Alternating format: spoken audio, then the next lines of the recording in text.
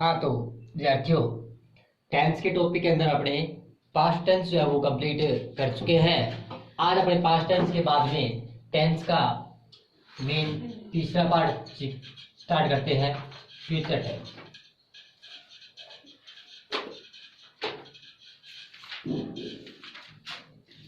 देखो, future tense starting में आपको बता दिया था, फ्यूचर का मतलब होता है भविष्य।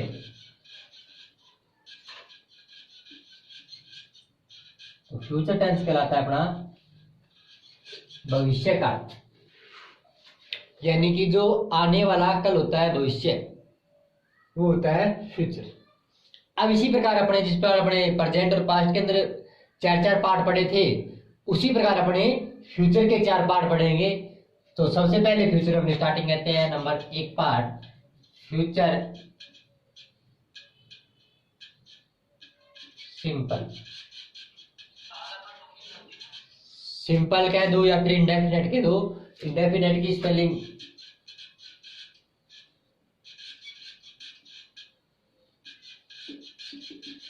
एक ही बात है, वहां अपने को टेंस का नाम तो पूछा जाता ही नहीं, अपने को सिर्फ अपनी तरफ से पहचान याद होनी चाहिए।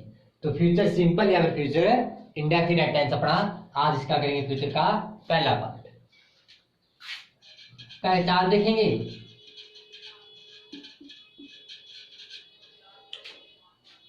देखो, अपने फ्यूचर के लिए कोई बात करते हैं तो अपने सिंपल भाषा के रूप में बोलते हैं। जैसे कि मान लो कोई कल व्यक्ति कोई आने वाला है तो अपने ये कहेंगे कि वह कल आएगा, यही कहते हैं। तो वही प्रकार जिस प्रकार अपने प्रेजेंट के और पास्ट के टाइम सीखा था कि प्रेजेंट सिंपल की पहचान के रूप में क्या सीखा था, ता है, ती है, इस प्रकार सीखा था। जैसे ही पास्ट सिंपल में आया तो वो बन गया ता, था, ती, थी, इस प्रकार से। और यहां पहचान हिंदी के रूप में क्या बन जाएगा, तो हिंदी के वाक्य के अंत में गा, गी और गी,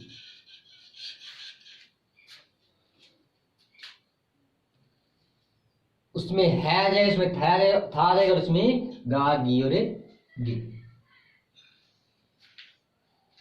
या फिर होगा, होगी, इस पर से कोई भी वाक्य है। अपने को मेन वर्डिंग 3 ये गा, गी और गे याद रख लेना, इसके साथ में कुछ भी जरूरत है।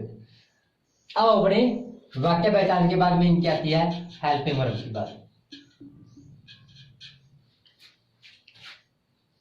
देखो, प्रेजेंट में और पास्ट में सबके लिए हेल्पिंग वर्ब जो होती थी वो, जैसे प्रेजेंट सिंपल की बात करें तो नूडल्स पढ़ी थी आपने। प्रेजेंट कंटिन्यूस में जैसे ही आए अपने इजेमार पढ़ ली, और जैसे ही प्रेजेंट परफेक्ट में आए तो हेज हो गया, फिर हैज बीन, है बीन हो गया। इनकी हर बार चेंज हो रही थी, इजेमार से हेज हो गया, बिल्कुल डिफरेंस था। कंटिन्यूस परफेक्ट से परफेक्ट कंटिन्यूस में आए तो अपने एक चीज जुड़ी, सिर्फ उनके साथ बीन जुड़ा। जैसे हैज था, उनके साथ हैज बीन, है बीन हो गया। हैड था परफेक्ट में पास्ट में, तो पास्ट परफेक्ट कंटिन्यूस में क्या हो गया, हैड बीन हो गया। यहाँ क्या है, अपने पास स्टार्टिंग से हेल्पिंग वर्ब जो चलेगी उसके साथ बारी बारी से कुछ ना कुछ जुड़ता जाएगा। तो पहले अपने स्टार्टिंग में हेल्पिंग वर्ब होती है शैल और विल। पूरे फ्यूचर में ये शैल और विल रहेगा ही रहेगा। स्टार्टिंग में प्रेजेंट सिंपल में अकेला शैल विल है, जैसे इस फ्यूचर कंटिन्यूस करेंगे तो इसके साथ कुछ वर्ड जुड़ जाएगा। फिर फ्यूचर परफेक्ट वाला करेंगे तो उसके साथ एक वर्ड और दूसरा जुड़ जाएगा। फिर उसके बाद अपने परफेक्ट कंटिन्यूस वाला करें तो साथ एक वर्ड और जुड़ जाएगा। तो अपने को पहले वाला जब याद हो जाएगा ना, तो शैल और विल वाला कि शैल और विल किसके साथ प्रयोग होता है, तो अपने फ्यूचर के सभी हेल्पिंग वर्ब की याद हो जाएगी किसके साथ कौन सी लगती है।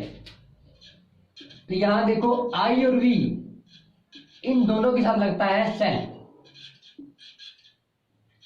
बाकी कोई भी आ जाए सबके साथ विल का प्रयोग होगा, चाहे वो एक वचन है, चाहे वो बहुवचन है, चाहे वो किसी का नाम है। सिर्फ आई और वी इन दोनों के साथ शैल का प्रयोग होता है, बाकी सभी के साथ क्या होगा, विल का प्रयोग। तो फ्यूचर वाले में हेल्पिंग वर्ब याद रखनी बहुत ही सरल है कि अपने को 2 ही वर्ड याद रखना है कि आई और वी के साथ क्या आता है, शैल का प्रयोग होता है, और बाकी कुछ भी आए उनके साथ विल का प्रयोग होता है। वाक्य रचना की बात करें, स्ट्रक्चर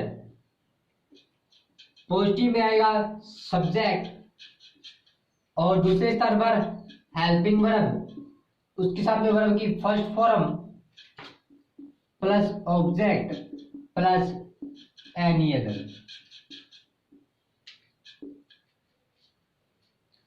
देखो जो अपने प्रेजेंट में और पास्ट के सिंपल में सीखी थी, सब्जेक्ट, हेल्पिंग वर्ब, वर्ब की फर्स्ट फॉर्म, ऑब्जेक्ट और एनी अदर, सेम वही स्ट्रक्चर है, सिर्फ क्या चेंज होगी, हेल्पिंग वर्ब चेंज होगी। प्रेजेंट सिंपल में अपने ये सीखा था कि क्या आती है वर्ब की फर्स्ट फॉर्म, यहाँ भी क्या आती है, फ्यूचर सिंपल में वर्ब की फर्स्ट फॉर्म, पास्ट सिंपल में वर्ब की फर्स्ट फॉर्म। तो स्ट्रक्चर जो है सिंपल की सबकी एक जैसी रहती है वर्ब की फॉर्म के हिसाब से। क्या चेंज होती जाती है उनकी, हेल्पिंग वर्ब। बाकी स्ट्रक्चर तो लगभग सभी की ही रहती है। क्या चेंज होता है, अपने हेल्पिंग वर्ब चेंज होती है और वर्ब की फॉर्म चेंज होती है। अब सिंपल की बात करें, सभी सिंपल में वर्ब की फर्स्ट फॉर्म होती है, कंटिन्यूस में सभी में आईएनजी फॉर्म होती है, परफेक्ट में सभी में थर्ड फॉर्म होती है और परफेक्ट कंटिन्यूस में वापस आईएनजी फॉर्म होती है। तो ये तो अपने सभी की सिंपल स्ट्रक्चर के रूप में सीधा याद रह जाएगी ऐसे कि सबकी एक जैसी होती है। आप तो चारों के मिलान कर लेना, आपको इससे पहले 8 टेंस कराए हैं, उन सभी में मिलान कर लेना। इसी प्रकार का नेगेटिव मिलाएंगे, नेगेटिव में क्या आ जाएगा, subject plus helping verb plus note. देखो हेल्पिंग वर्ब भी अपने पास एक ही वर्ड है, सेल और विल दोनों में से कोई एक लगेगी, तो तीसरे स्थान पर आएगा नोट। आगे जब चलेंगे तो इनके साथ कुछ वर्ड जुड़ जाएगा, तो वहां पर क्या होगा, वर्ड अलग हो जाएगा। जैसे अपने एडमिन में क्या था, जब नोट जुड़ा तो क्या आता था, हैड, फिर नोट, फिर आता था बीन। वैसे ही इसमें होगा कि जब अपने आगे वाला टेंस करेंगे तो उसमें क्या होगी, वो अलग अलग पार्ट में बढ़ जाएगी। वर्ब की फर्स्ट फॉर्म, ऑब्जेक्ट और एनी अदर। इंटेरोगेटिव की बात करें तो हेल्पिंग वर्ब जो है वो पहले स्थान पर, दूसरे स्थान पर सब्जेक्ट, फिर वर्ब की फर्स्ट फॉर्म, ऑब्जेक्ट और एनी अदर।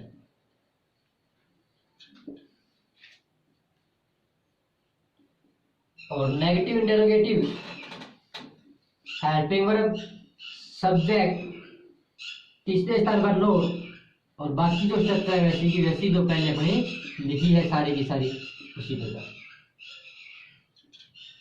तो ये अपने इनकी चारों की स्ट्रक्चर जो है वो कंप्लीट होगी। वीडियो को रोककर ही सब कुछ अपने कॉपी में उतार लेना कि चारों की।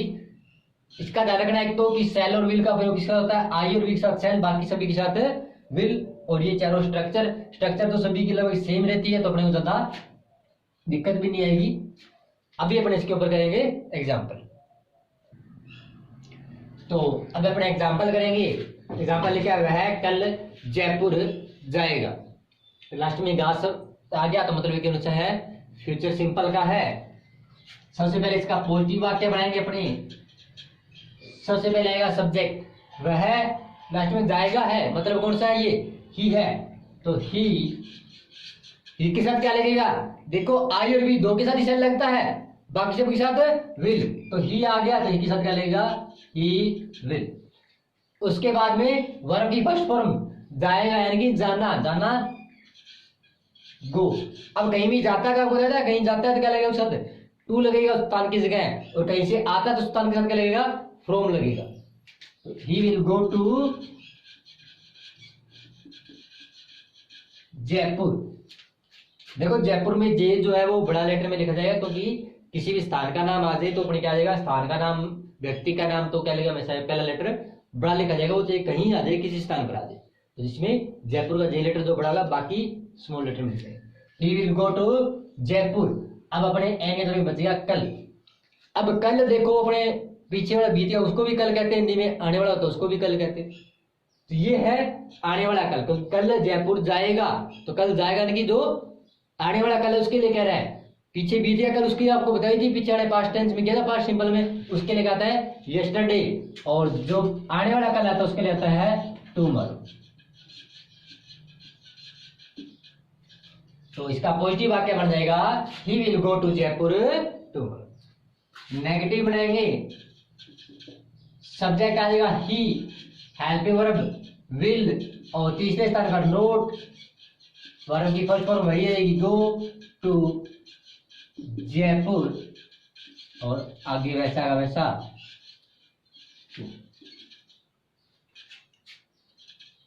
इंटेरोगेटिव बनाएंगे तो हेल्पिंग वर्ब पहले स्थान पर आ जाएगी, ही के हिसाब से हेल्पिंग वर्ब बनेगी will he go to Jaipur tomorrow? और negative interrogative, will he not go to Jaipur tomorrow?